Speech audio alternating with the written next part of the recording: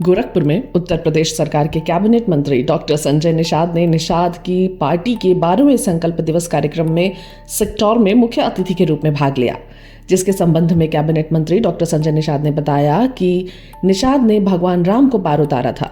जो निषाद इस रैली में आए हुए हैं, यह निषाद पार्टी की रैली है जो कि 2027 का विधानसभा चुनाव का दशा व दिशा तय करेगा। जो निषादों का आरक्षण देगा वह ही उत्तर प्रदेश की गद्दी पर बैठेगा। संविधान में आरक्षण देने के लिए लिखा है, जिसने निषादों को धोखा दिया है वह धोखा खाएगा। मैं भाजपा का मित्र हूं। मुख्यमंत्री योगी आदित्यनाथ को धन्यवाद दूंगा, जो कि मार्गदर्शक हैं व अभिभावक हैं। उन्होंने हमारे पत्र को दिल्ली RGI को लिखा। RGI ने एक्सेप्ट किया कि नहीं, केवट मल्लाह मझवार अनुसूचित जाति के हकदार हैं। हाईकोर्ट ने कह दिया कि मामला परिभाषित करने का है, इसलिए हम चाहते हैं कि या जो संवैधानिक आरक्षण यात्रा है जिसको हम लोग संकल्प दिवस के रूप में मना रहे हैं, इसको हम लोग लगातार 12 सालों से मनाते आ रहे हैं। आज के दिन हम इनके आरक्षण की आवाज उठा रहे हैं। जिन लोगों ने समाज को धोखा दिया है उनका पर्दाफाश कर रहे हैं। उनके लिए हमने आरक्षण की किताब लिखी है। विभीषणों ने इन लोगों को रोकने का प्रयास किया था, यह लोग रुके नहीं। तमाम प्रधानों व कार्यकर्ताओं को फोन किया गया, उनको धमकाया गया। इसके अलावा रात में सारे विभीषणों की बैठक हुई थी। अब विभीषण का अंत होने वाला है। आज के समय में निषादों का सम्मान बढ़ना चाहिए। वह सत्ता में जाकर आवाज उठाएंगे, क्योंकि संविधान में लिखा हुआ है कि इनके बच्चे सरकारी पैसे से पढ़ेंगे। यदि निषादों को कोई मारेगा तो वह जेल जाएगा। आज के समय में ऐसी भाई अनुसूची आयोग से सुरक्षित है। निषाद लोगों की हत्या इसलिए हो रही है कि जो लोग सपा बसपा में रहकर मलाई खा रहे थे, निषादों का आरक्षण लुटा जा रहा था। उन लोगों ने हमारे आरक्षण के अधिनियम को लुटवाने का काम किया। OBC में हमारा नाम डाला गया तो किसी ने नहीं रोका। बसपा सुप्रीमो हमारे निषादों की जमीन छीन रही थी तो यह लोग मंत्री बनकर घूम रहे थे। आज मैं इनकी आवाज हूँ।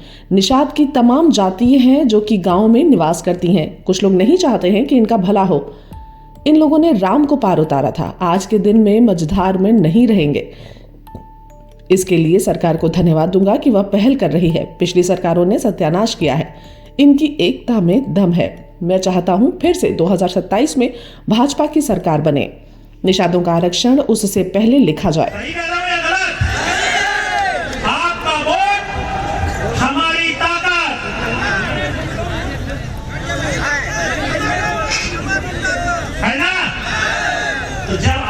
वोट की ताकत आप याद करिए। हमने लोकसभा चुनाव लड़ा, 2022 का चुनाव सबने मिलकर के साथ में लड़ा, और थोड़ा सा नाराजगी आई।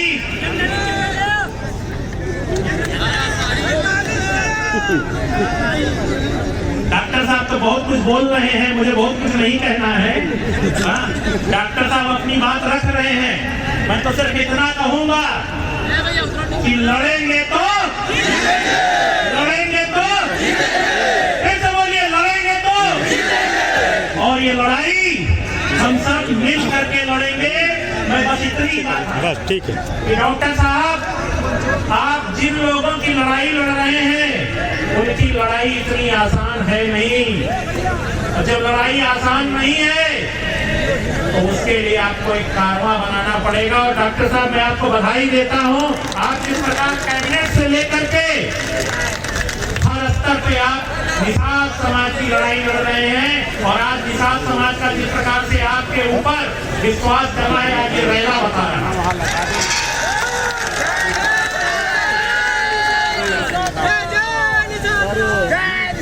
मैं आपको ये भी बताना चाहता हूँ, मैंने थोड़ी देर पहले कहा, लड़ेंगे तो जीतेंगे, लड़ेंगे तो जीतेंगे, लड़ेंगे तो जीतेंगे।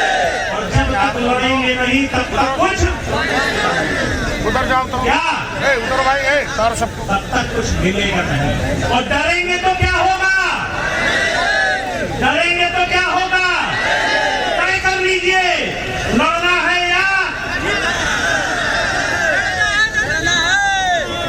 फिर मैं आपसे कह रहा हूं, डॉक्टर संजय निषाद आपकी लड़ाई लड़ रहे हैं, और डॉक्टर संजय निषाद की हर लड़ाई में अपना दम उनके साथ मजबूती से खड़ा है। मैं तो कितना कहूंगा, और ध्यान से सुनिए, आपके वोट के बिना किसी को नोट गिनने का अवसर नहीं मिलेगा।